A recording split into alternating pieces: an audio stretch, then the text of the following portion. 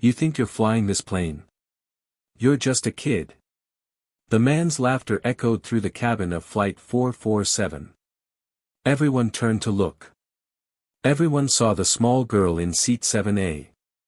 Everyone smiled or shook their heads. Poor kid. Scared of flying, probably.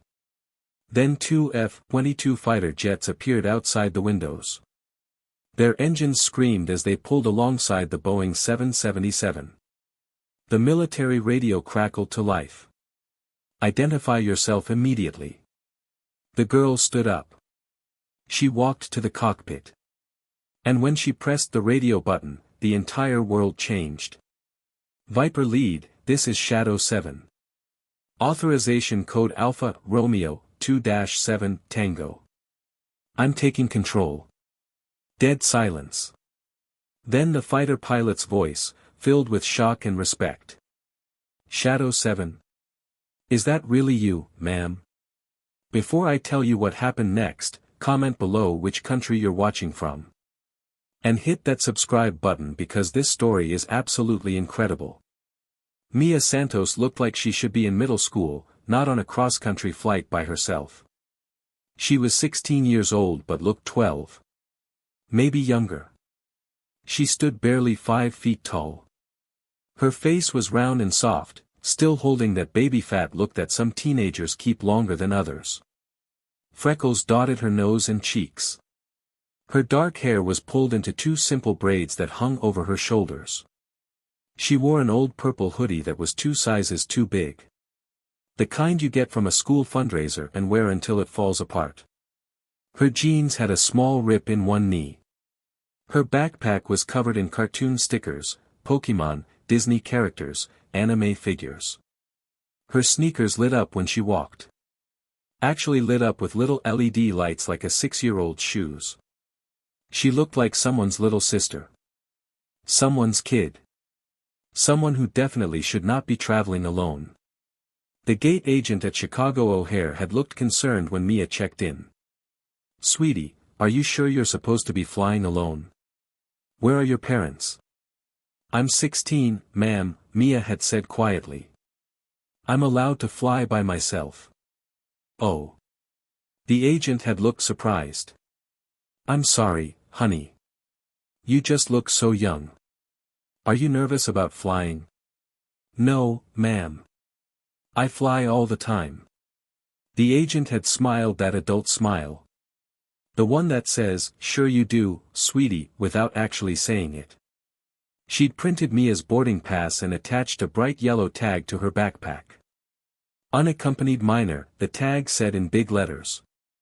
Just in case you need any help, the flight attendants will keep an eye on you, okay? Mia had just nodded. There was no point arguing. Adults saw what they wanted to see. And they saw a little kid, not what she really was. Now she sat in seat 7A, a window seat in economy class. The middle seat next to her was occupied by a large man in an expensive suit. His name was Richard Brennan, though Mia didn't know that yet. He was some kind of executive. That was obvious from his clothes, his watch, his leather briefcase that probably cost more than most people's rent. He'd squeezed into the seat with obvious irritation, his large frame spilling slightly into Mia's space. He'd been on his phone since boarding, barking orders at someone about quarterly reports and market projections. He hadn't even looked at Mia. She was just part of the scenery to him. Background noise. Mia didn't mind. She preferred being invisible. It made everything easier. She pulled out a thick book from her backpack and settled in. The book's cover was worn and dog-eared. The title read, Advanced Flight Dynamics and Control Systems. The college student in seat 7C glanced over and did a double-take. Then he smiled and looked away. Probably some school project, he figured. Maybe she was reading it to look smart. Kids did weird things for attention. He didn't notice that Mia was actually reading the book. Really reading it. Her eyes moved across the page, absorbing information about hydraulic pressure systems, backup electrical configurations, and emergency protocols for twin-engine commercial aircraft. She didn't notice that her fingers traced the diagrams in the margins, complex schematics showing how backup systems engaged when primary systems failed. The flight attendant stopped by as they prepared for takeoff. "Hi there. I'm Jessica. I'll be taking care of you today, okay? This your first time flying alone?" "No, ma'am," Mia said politely. "I fly alone a lot." Jessica smiled. "Well, aren't you brave? If you need anything at all, you just press this button right here, okay?" She pointed to the call button above Mia's seat. "Thank you, ma'am. Such good manners." Jessica patted her shoulder and moved on. Richard Brennan finally noticed Mia then. He glanced over, saw her book, and snorted. "Trying to impress people with that?" His voice was loud enough that nearby passengers could hear. "You know you're not actually understanding that, right? That's college-level material." Mia felt her cheeks flush hot. She didn't respond. Just looked down at her book. "I'm just saying," Richard continued, his tone condescending, "there's no shame in reading something appropriate for your age. Comic books, maybe. Young adult novels. No need to pretend to be something you're not." A few passengers looked over. Some with pity for the girl. Some with approval for the man putting her in her place. Mia wanted to disappear. She pressed herself against the window and tried to make herself smaller. "I'm actually reading it," she said quietly. So quietly that maybe he wouldn't hear. But he did hear. "Sure you are, kid. Sure you are." He laughed and returned to his phone. The woman in the row ahead turned around and gave Mia a sympathetic smile. The kind adults give kids when they feel sorry for them. Nobody knew the truth. Nobody knew that Mia had been flying since she was 11 years old. Real flying. Not as a passenger, as a pilot. Nobody knew that she had over 600 hours of flight time logged. More than some commercial pilots who'd just gotten their licenses. Nobody knew that she'd been identified at age 10 during a routine school assessment. The tests weren't routine at all. They were screening tools used by a classified military program to find exceptional children. Kids with abilities that went beyond normal. Mia's test scores had been impossible. Her spatial reasoning was off the charts. Her reaction time fell into ranges that usually only appeared in professional athletes and fighter pilots. Her ability to process multiple streams of information simultaneously was extraordinary. But the scores alone weren't what caught the attention of the military psychologists running the program. It was how she handled stress. They'd given her increasingly difficult scenarios. Ethical dilemmas designed to break down rational thinking. Impossible situations meant to create panic. Mia never panicked. When they described a burning building where she could only save half the people inside, she'd calmly calculated who had the best chance of survival, who could help others escape, and the most efficient evacuation route. She didn't cry. Didn't freeze. Didn't break. She just solved the problem. Dr. Jennifer Park, the psychologist conducting the assessment, had never seen anything like it in 20 years of evaluating candidates. "This child has the stress response profile of a combat veteran," she'd written in her report.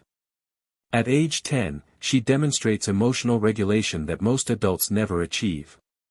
Recommendation: immediate recruitment for Project Shadowbird. Project Shadowbird was one of the most classified programs in the U.S. military. It existed in a gray area between legal and questionable. Between genius and controversial. The concept was simple: identify exceptional young people and train them as pilots before their brains fully developed. Before fear became hardwired. Before doubt took root. The program had only 12 active participants.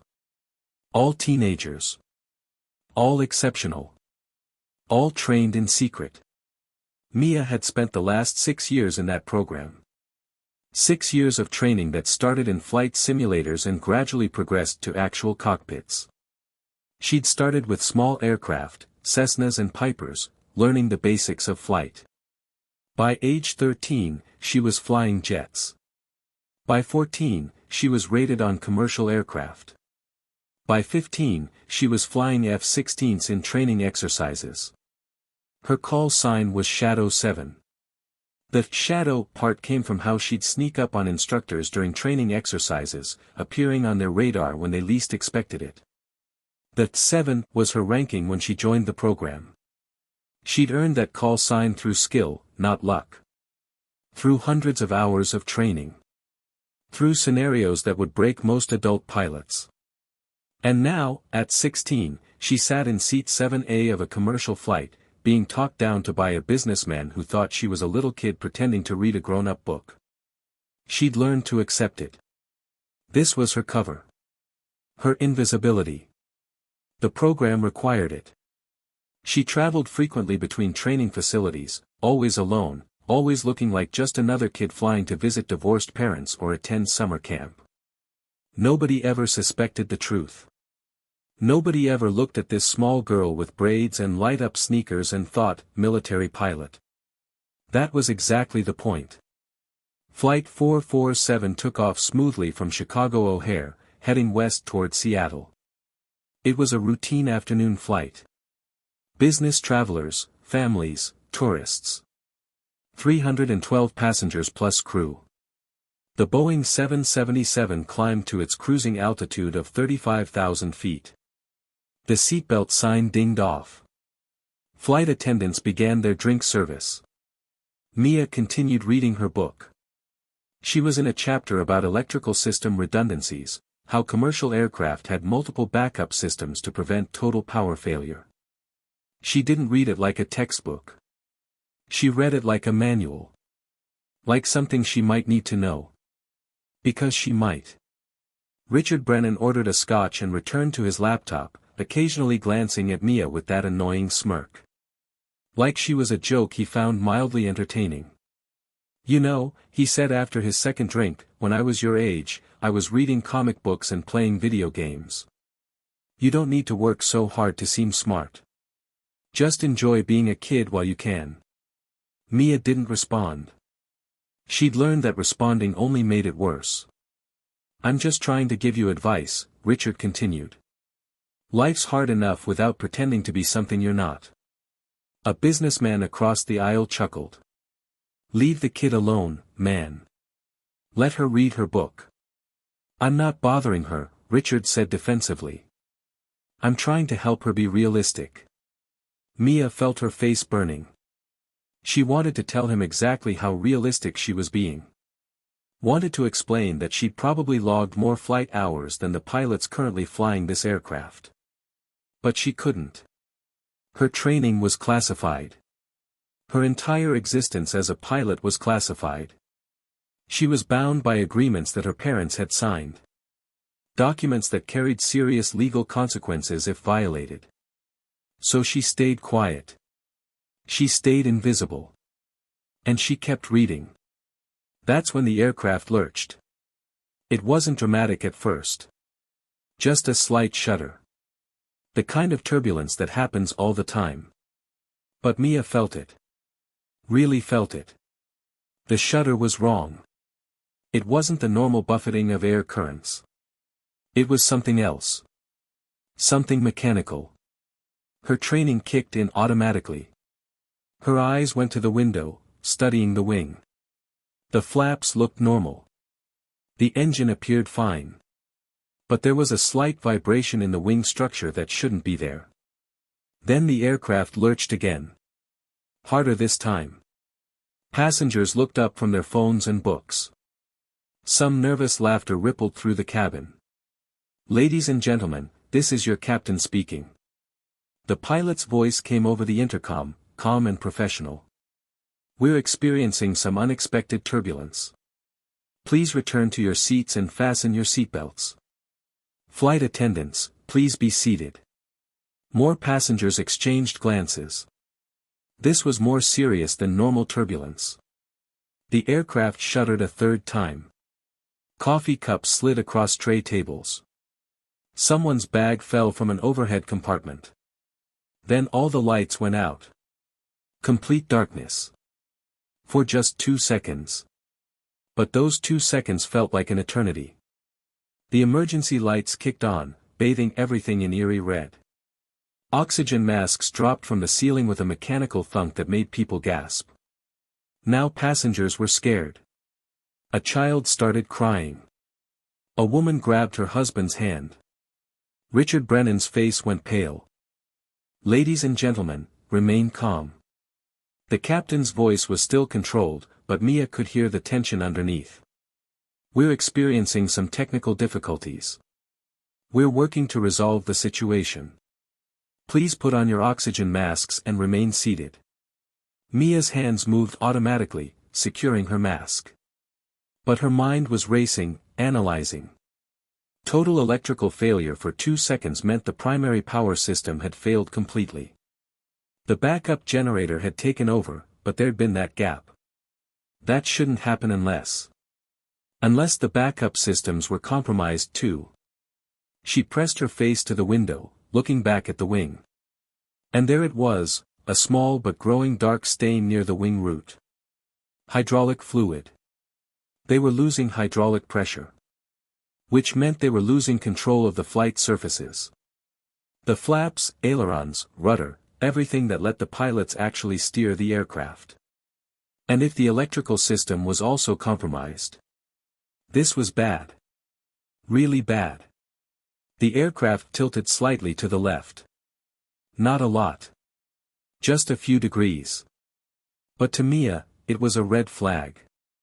The pilots were fighting to keep it level. Oh God, someone whispered. Are we going to crash?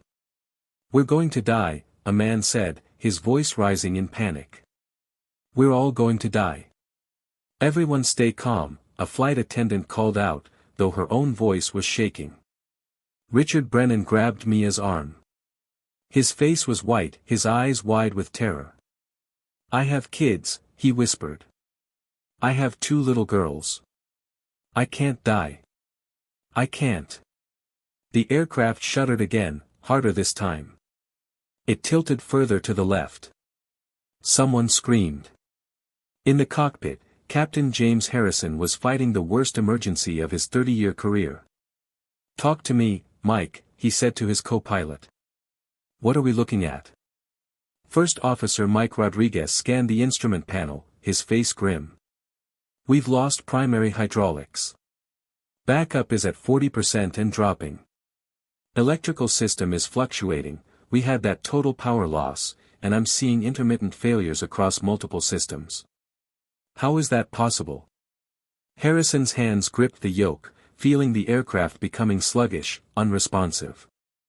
These systems are independent. They shouldn't all fail together. I don't know, sir. But we're losing this aircraft. Harrison keyed the radio. Mayday, mayday, mayday. This is United 447. We have multiple system failures. Primary hydraulics gone, backup failing, electrical system compromised. We are losing control authority. The air traffic controller's voice came back, professionally calm but urgent. United 447, understood. Nearest suitable airport is Denver International, bearing 270, distance 80 miles. Can you make it? Harrison tried to turn the aircraft. The yoke felt like concrete. Negative. We don't have the control authority. We need options closer. Sir, Rodriguez said quietly. We're not going to make any airport.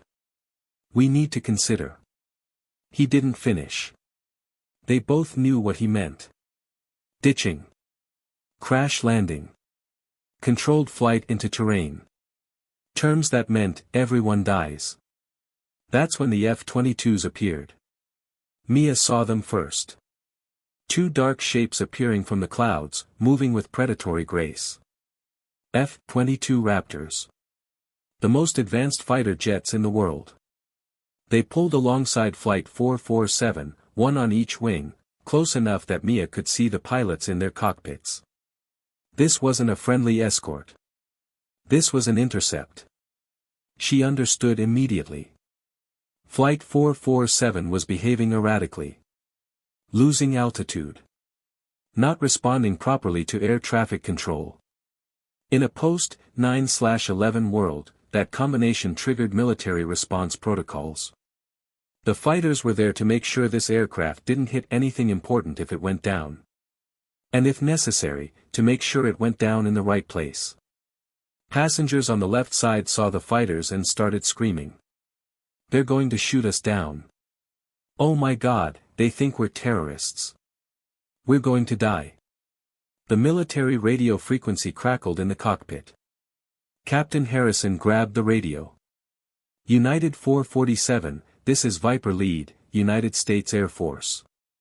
Identify your situation immediately. You have deviated from your flight path and are exhibiting erratic behavior. Respond now or we will be forced to implement security protocols. Harrison keyed the mic. Viper Lead, this is United 447. We are not under hostile control. We have catastrophic mechanical failure. Multiple systems failing. We are trying to maintain control but losing flight authority. We need emergency assistance, not intercept protocols. There was a pause. Then, United 447, understood.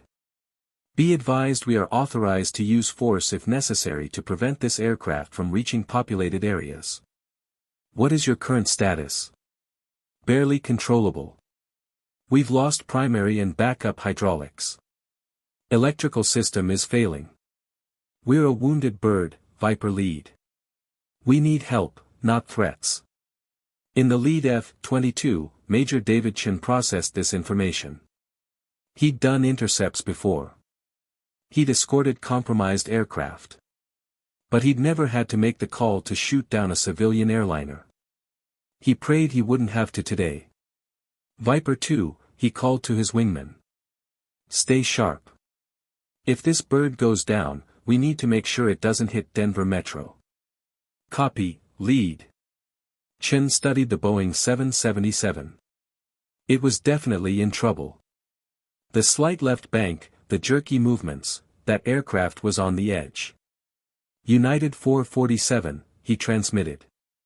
We're here to help however we can. Do you need? He stopped. Because something impossible was happening. The cabin door was opening. In the middle of an emergency. When everyone should be in their seats. And a small figure was walking forward from the cabin toward the cockpit. Mia had made a decision. She'd been monitoring the situation through the window, reading the aircraft's behavior like a book. Every lurch, every shudder told her something about what was failing. Primary hydraulics gone. Backup at maybe 30% now. Electrical system dying. The pilots were fighting a losing battle. She recognized the pattern. She'd trained for this exact scenario. Multiple system cascade failure. It was rare but catastrophic. And there was a solution, but it wasn't in the standard emergency protocols. It was something she'd learned in her classified training. A technique developed by military pilots for when everything goes wrong at once. She needed to get to that cockpit. Where are you going? Richard Brennan grabbed her arm as she unbuckled. Sit down. We're in an emergency. Mia looked at him. Her voice was calm. Completely calm. The same voice she used in the simulator when instructors threw impossible scenarios at her. Sir, I need you to let go of my arm. Something in her tone made him release her. It wasn't a kid's voice anymore. It was a pilot's voice. Steady. Certain. Commanding. She stood up and stepped into the aisle. The flight attendant, Jessica, saw her and rushed over. Honey, no. You need to sit down. We're in an emergency. Ma'am, I need to get to the cockpit. Absolutely not. Return to your seat right now. Ma'am, I'm a pilot. I can help. Jessica stared at her. Then she actually laughed, a slightly hysterical laugh. Sweetie, I know you're scared, but you need to sit down and. I'm a military pilot, Mia said quietly. Classified program. I have over 600 flight hours. I'm rated on 777 aircraft. And I know how to fix what's wrong with this plane. Jessica's laugh died. She looked at this small girl with braids and light-up sneakers. Looked at her face. Saw something there that didn't match the appearance. Saw absolute certainty. That's impossible, Jessica whispered.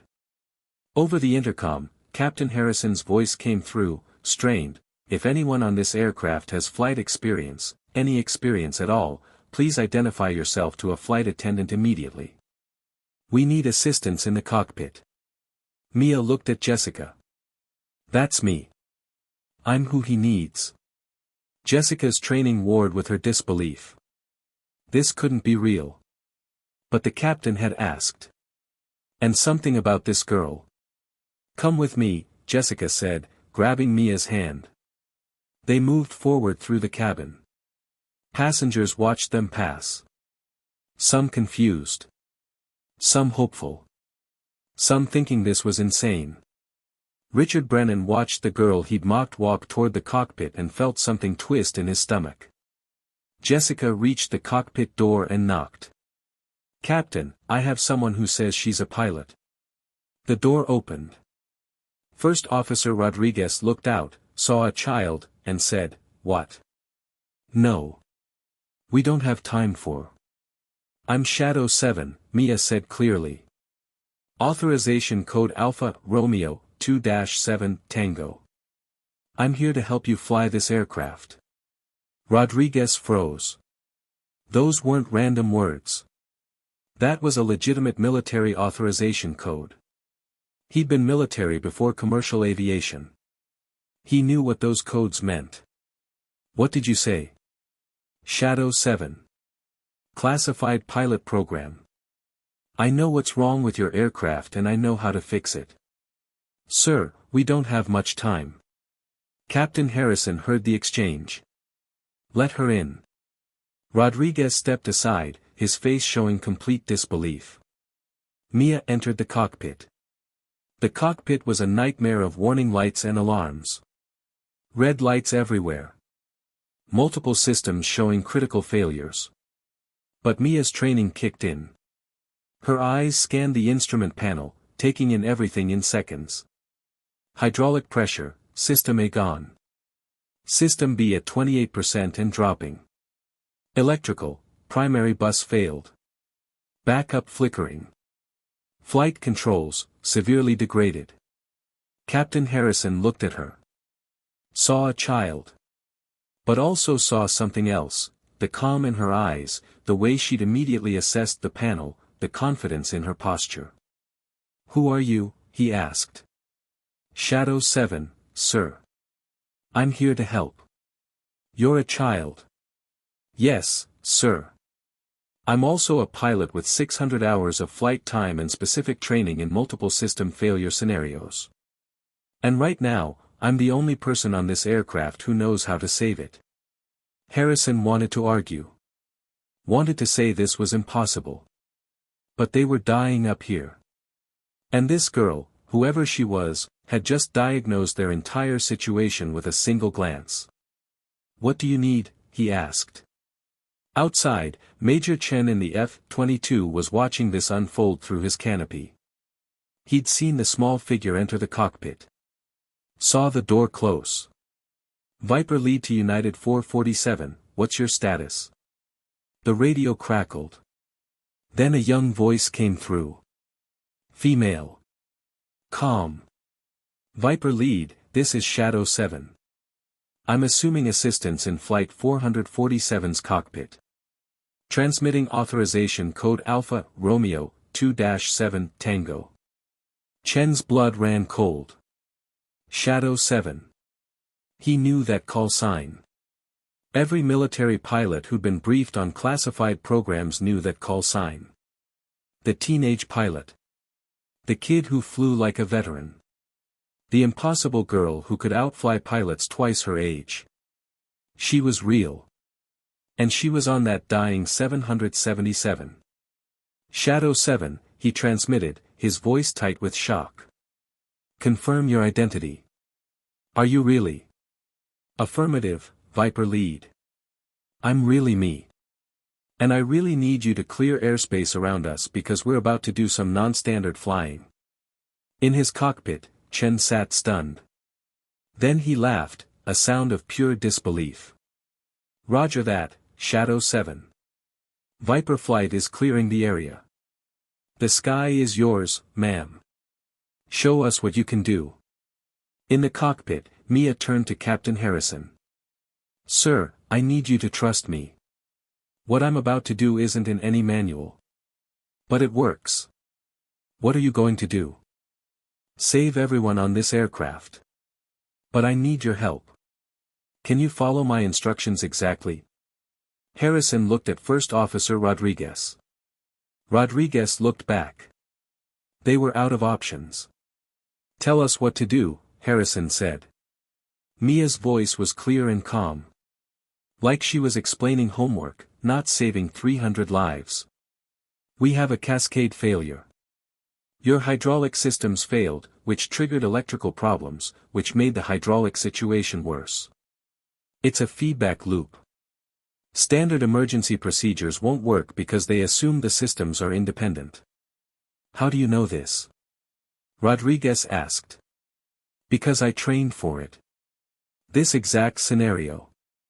We call it a death spiral because once it starts, you can't stop it with normal procedures. So how do we stop it? We break the feedback loop. Here's what we're going to do.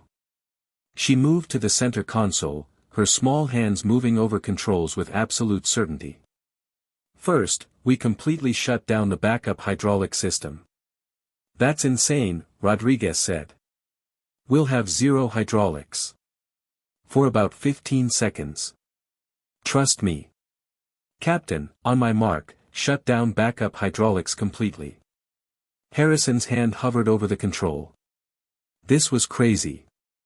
But so was having a teenage pilot in his cockpit. And she'd known things she shouldn't know. Now, Mia said. Harrison shut it down. The aircraft immediately became heavier, harder to control. Every pilot instinct screamed this was wrong. Good, Mia said calmly. Now, First Officer, reduce electrical load by shutting down all non-essential systems. Start with cabin power, entertainment systems, anything not critical to flight. Rodriguez's hands moved, flipping switches. Lights went dark throughout the cabin. Screens went black. Now comes the trick, Mia said. Captain, restart the backup hydraulic pump, but do it in manual mode, not automatic. There's a manual override, it's the red switch under the hydraulic panel. I didn't know that existed, Harrison admitted. Most pilots don't. It's not in commercial training. It's a military backup system that Boeing includes but doesn't advertise. She was right. There was a red switch he'd never noticed. When you flip it, the pump will restart without the automatic pressure regulator. That means you'll need to monitor pressure manually and adjust the pump speed using the dial next to it. How do you know all this? I told you. I trained for this. Now flip the switch. Harrison flipped it. The hydraulic pump whined to life. The pressure gauge started climbing. Good. Now throttle the pump speed to keep pressure at exactly 45%. Not higher, not lower. Harrison adjusted the dial. The pressure stabilized at 45%. The aircraft suddenly felt more responsive. Not normal, but controllable. It's working, Rodriguez breathed. Now, electrical, Mia said. First Officer, restart the systems one at a time, starting with flight critical systems. But go slow. Let each system stabilize before adding the next. Rodriguez followed her instructions. One by one, systems came back online. And they stayed online. The feedback loop was broken. "We have control," Harrison said, his voice full of wonder. "We actually have control." Outside, Major Chen watched the Boeing 777 level out. The jerky, dying movement stopped. It began flying like an aircraft again, damaged, but flying. "Shadow 7, this is Viper lead. I don't know what you just did, but it worked. That bird looks stable." "Thank you, Viper lead. We're not out of this yet. We need to land with partial hydraulics. Captain Harrison will need to fly manually. It's going to be rough." United 447, a new voice came over the radio, "Air traffic control. Denver International is clearing all runways.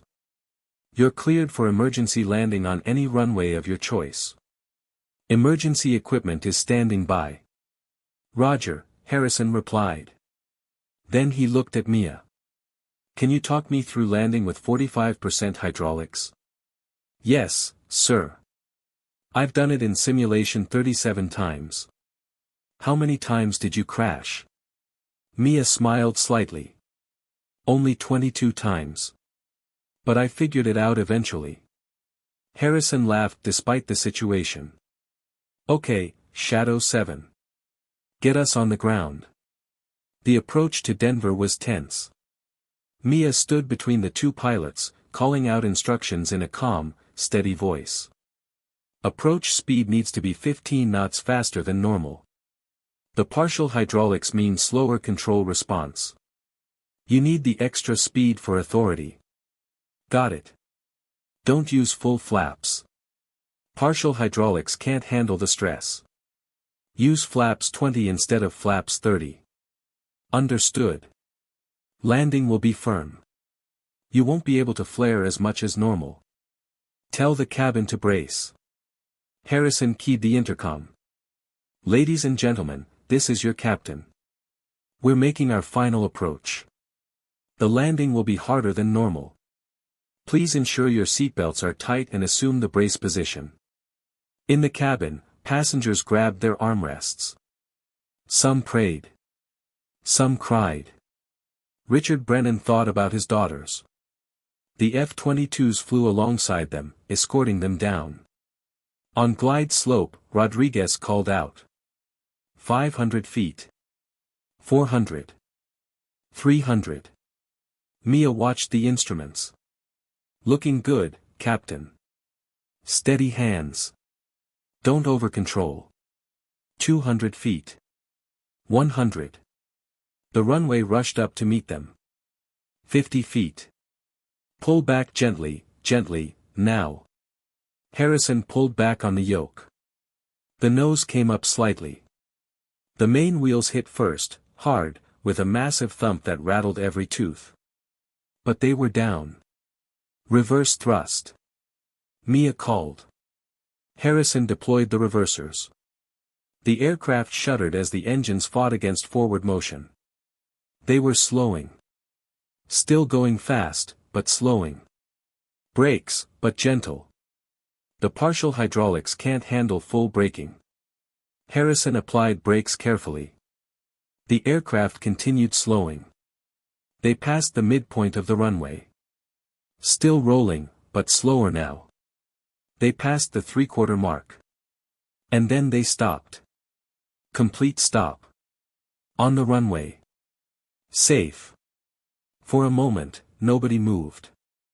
Nobody breathed. Then the cockpit erupted in relieved laughter.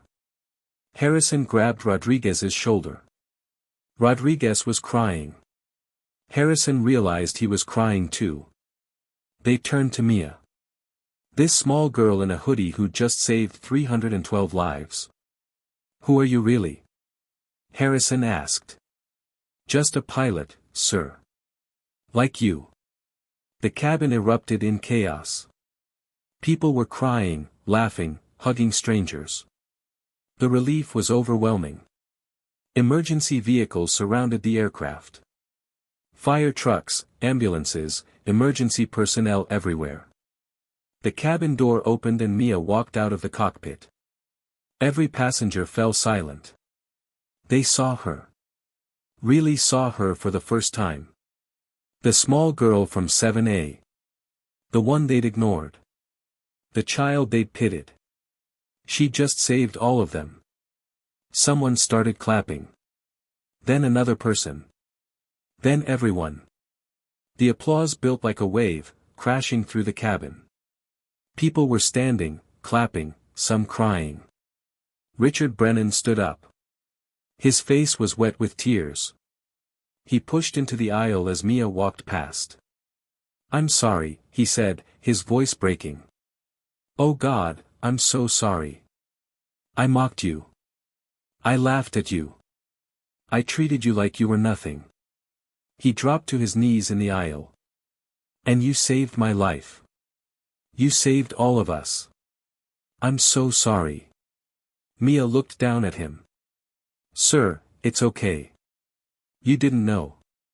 But I should have been kind anyway," he sobbed. "I should have been kind without needing a reason." She knelt down to his level. "You're being kind now. That's what matters." He grabbed her in a hug, crying into her shoulder. She awkwardly patted his back. Other passengers approached. Wanting to thank her. To touch her. To somehow express what couldn't be expressed. A mother with 2 small children, "You gave me back my babies." An elderly man, "I get to see my grandchildren because of you." A college student, "You're the most badass person I've ever met." Emergency personnel boarded. Paramedics checked everyone. Officials started taking statements. A woman in a military uniform approached Mia. "Major Sarah Chen, Program Director." "Shadow 7, she said quietly. "We need to debrief you." "Yes, ma'am. You just made the program very public. You know that, right?" "Yes, ma'am. I'm sorry. But people were going to die." Major Chen smiled. "Don't apologize. You did exactly what you were trained to do. You saved lives. That's all that matters." The story exploded globally. Teenage girl saves 312 lives. Secret military pilot program revealed. Shadow 7, the hero in seat 7A. News channels played the cockpit audio. Passengers gave interviews describing the small girl who'd walked calmly through disaster. Congressional hearings were scheduled. Investigations launched. Questions about ethics and legality. But underneath all the controversy was one undeniable fact: Shadow 7 had saved everyone on that aircraft when the adults had run out of options. 6 months later, Mia attended a ceremony at the White House. She wore her dress uniform, a formal outfit that made her look slightly older, but still couldn't hide how young she really was. The president presented her with the Medal of Valor. "Excellence," he said, "doesn't ask for permission. Doesn't wait for the right age or size or appearance. Excellence simply is." And Mia Santos showed us what excellence looks like. After the ceremony, a small voice called out, "Miss Mia." A girl stood there. Maybe 8 years old. With braids like Mia's. "Yes. I want to be a pilot like you. But kids at school say I'm too little. They laugh at me." Mia knelt down to her level. "What's your name?" "Sophie." "Sophie, can I tell you a secret?" The girl nodded, leaning closer. 6 months ago, a man on an airplane laughed at me too. He said I was just a kid pretending to be smart. He said I should read comic books instead of flight manuals. Sophie's eyes went wide. "Really? Really? And you know what happened? I saved his life. I saved 312 people who thought I was just a silly little girl." She took Sophie's hands. "So when people laugh at you, remember this: they're not laughing because you're small. They're laughing because they can't see what you really are yet. But you know what you are. And someday, when it matters, you'll show them." Promise? I promise. Now give me a salute. Sophie's hand went up in a shaky salute. Mia returned it crisply. Good luck, pilot. The sky is waiting for you. That night, Mia returned to her quarters at the training facility. She pulled out a worn notebook and wrote. Today I learned that being underestimated is actually a gift. It means people don't see you coming. It means when you succeed, the victory is even sweeter. It means you get to prove that excellence has no height requirement, no age limit, no appearance standard. I am Shadow 7. They laughed at the girl in 7A. Until the F-22s called her by her call sign. Until she saved everyone who dismissed her. Until she proved that heroes don't always look like Hollywood tells us they should. And I hope I never forget the weight of those 312 lives. The apology from Mr. Brennan. The tears from Captain Harrison. The hug from Sophie who wants to fly. Because this is what I was trained for. Not the medals or the fame. But the moment when someone needs help and you're the only one who can give it. And you do it anyway. Regardless of whether they'll thank you. Regardless of whether they'll understand. Regardless of whether they think you can. You do it because that's what pilots do. We fly. We save lives. We prove that the impossible is just another challenge waiting to be solved. Shadow 7, clear and free. She closed the notebook. Tomorrow would bring more training, more challenges, more people who'd look at her and see just a kid. But she'd learned the most important lesson of all, never underestimate someone just because they don't look the part. Because sometimes the smallest person in the room is the bravest. Sometimes the quietest voice speaks the loudest truth. And sometimes the hero everyone overlooks is the one who saves them all. And in seat 7A of every flight she'd ever take, she'd remember, excellence doesn't need permission. It just needs courage.